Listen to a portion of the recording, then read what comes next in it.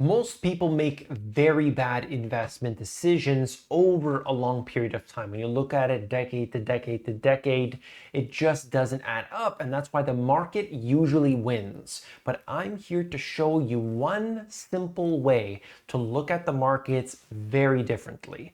And it can't be beat. Why?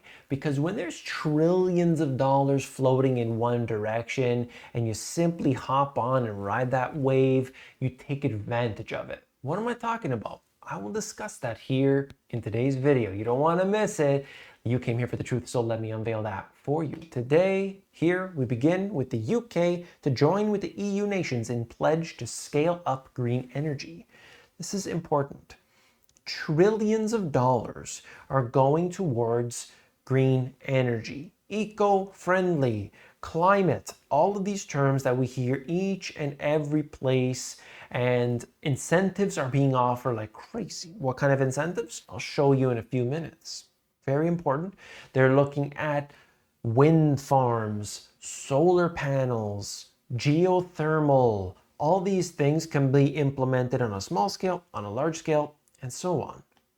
Mexico's $6 billion purchase of electricity plants from Spain's biggest power company is 30% cheaper than building from the ground up.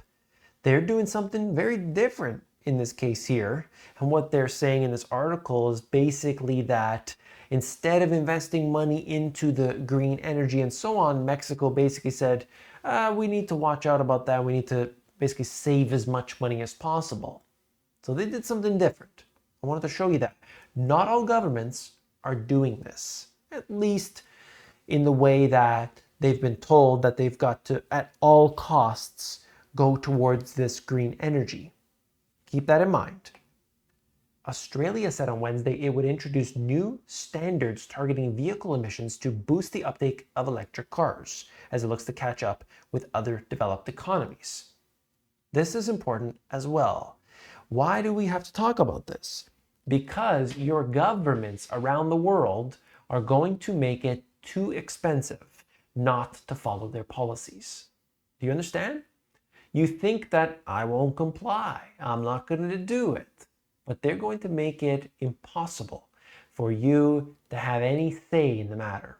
And that's because they're going to tax you, they're going to restrict you, and they're going to make the businesses that deal with these things that are not green energy basically not want to do business anymore. It will not happen overnight, and there will always be a need for that, at least in the foreseeable future, but it's going to be much more expensive. So you as the individual, you won't be able to drive from point A to point B because of all the extra expenses that are going to be in conjunction with everything. What does that mean? So they've got your gas taxes that will certainly go up. They're going to be taxing by every mile driven. We know that. They're already trying this. And there is going to be a carbon, basically an allowance that you will get, which will be tied to your, plastic, basically to your, credit cards and so on, which they're already starting to calculate. But all those purchases that you're making, there's basically a carbon emissions attached to that. And so each individual will get their own assigned level. And if you want to go above that level, there will be a way for you to basically pay to go beyond that. And if there's an emergency or maybe, something happened and they need to just reduce those levels for everybody because it's, an emergency, maybe we'll just do it for a day. Maybe we'll just do it for 2 weeks. How does that sound? Emergency for 2 weeks, and then they can keep this and they can keep putting the pressure down, and you can go over that, no worries. You just got to pay the fees, more inflation. And you are restricted from traveling. You are restricted from movement because you're just an average person earning an average salary, trying to live an average life. But if you are part of a political class and you have these special treatments, all these different individuals and corporations and so on, you've got the waivers, you've got the way to get around it, you've got the loopholes, and of course you have the money to simply break through those barriers. How does that sound to you? Is it interesting? Let me bring you some more data. Lowe's is putting rooftop solar on 174 of its stores. So when you're seeing this, when you're seeing the investment in green energy, and it's coming from the government, knowing that they have completely limitless bank accounts because it's your tax dollars, what do you think? What should you be doing? Should you be putting your investment into this? Or should you be ignoring it? It's up to you. Chinese miner gets Congo deal to freeze stockpile of copper and cobalt. CMOC says it has consensus with partner on royalties, metals worth more than $1.5 billion stranded in African nation. They're doing this, right? They're going for it. They want all of these minerals. They want to be able to use them for their batteries and so on. This is it, right? You've seen these before. Probably seen the videos of the people being trapped inside of these places. Anyway, this is for your green energy. And so what they're saying here, all in line with this, is that they are going ahead with it. Governments are going to put billions, depending on the government, will be putting trillions into different incentives and different types of energy. Nuclear energy. What do we got when we got nuclear energy? We've got uranium. You've got other things that are involved in that as well.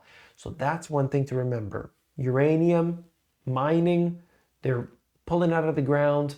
They are, of course, there's companies actually, there's an ETF based on that of physical uranium, very valuable in this case. So you've got that. At the same time, you've got the companies that are involved in uranium. What about the nuclear plants that are there? What about all the investment around that, right? That's one aspect.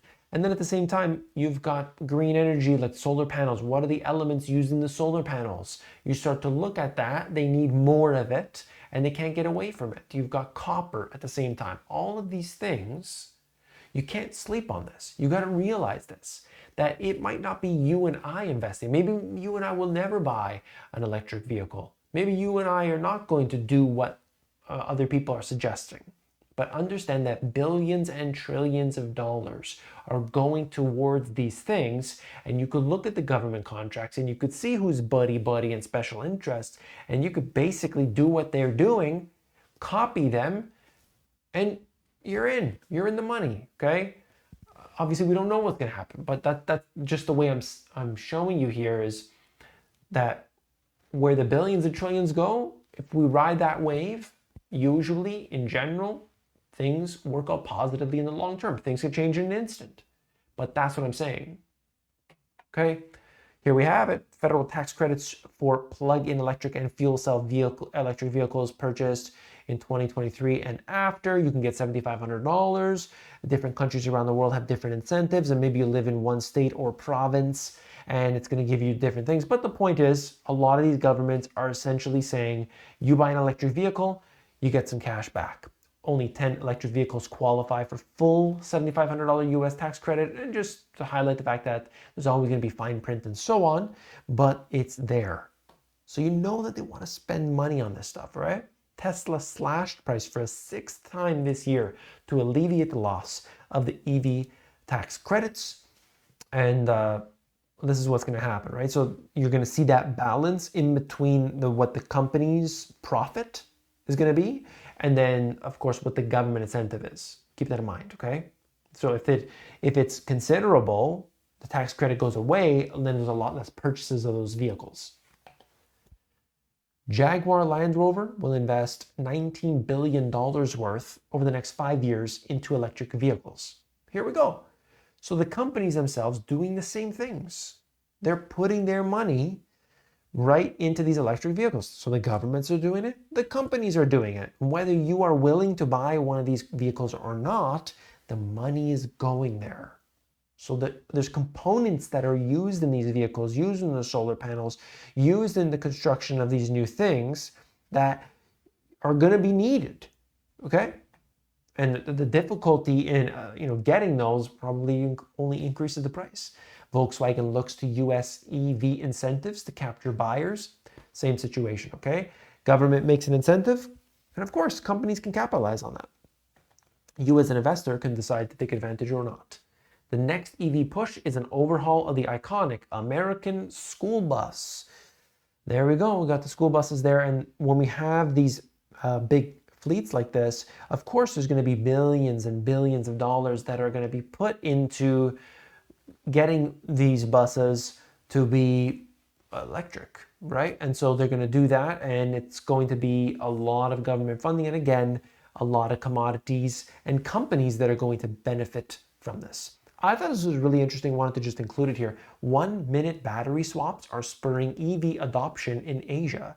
So here's this guy on his moped, his little motorcycle here, and essentially previously, you have to charge it, it would be overnight and all these different things. Well, they have these stations. This happens to be Taiwan, but he can stop over here in 1 minute from an app on his phone. He can do the exchange of the battery, as you see him doing there. And literally in 1 minute, he swaps out the battery, it's fully charged, and he's off again. 1 minute, that's really good. And this is a place that a lot of people are riding around these scooters, and it could be applied to other places like India and others, that most of the people are traveling on two-wheeled vehicles. So there's opportunity here. Whether you like we're not talking about the the ramifications and the obvious facts about the batteries and where they get these things from. I'm talking purely as an investment. Do you see what's happening here? They're expanding, they're going towards this direction, and you've got to pay attention very closely and don't get sucked into all the hype and all this, which company and that company, but look at the fundamentals and make sure that you do things right, okay? I've got a video that highlights where you need to be looking at and how you need to invest. What am I talking about? All of that is described right here in this video. You definitely want to check it out. I'll see you there.